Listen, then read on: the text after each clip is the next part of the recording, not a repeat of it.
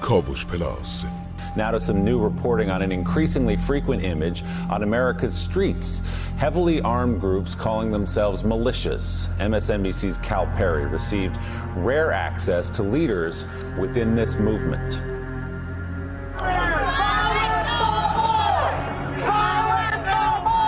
Self-described militias are becoming a regular sight on the streets of many American cities, often dressed head to toe in military fatigues, often with firearms strapped to their chest. We are security and we do uphold constitutional rights for people, whether that's, I tell people this a lot of the times, whether that's our constitutional rights or others.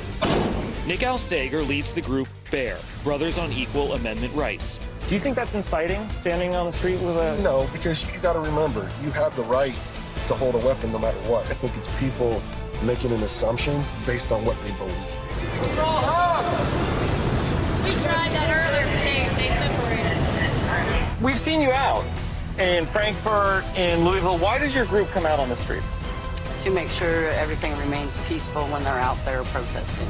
And the increased presence of these militias has led many in the city to take precautions. We have the Revolutionary Black Panther Party who is doing our security.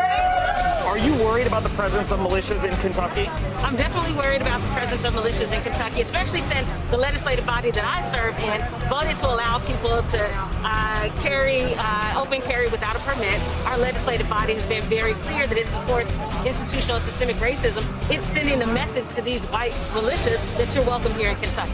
Do you think that some of these white militia groups are racist? Well, some are, and some of the black groups are racist too. I don't vouch for either one of them.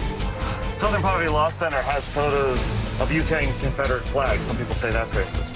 Well, some people say it's racist, some people don't. And like many, he fears the election could bring unrest. Are we talking civil war? Because people say civil war in these groups all the time. I think that that's a possibility. I think it's probably a really close possibility. And though most people will try to make it a black and white thing, I don't think it's a black and white thing, it's a right and left thing. A real close possibility of civil war. بیشتر بدانیم.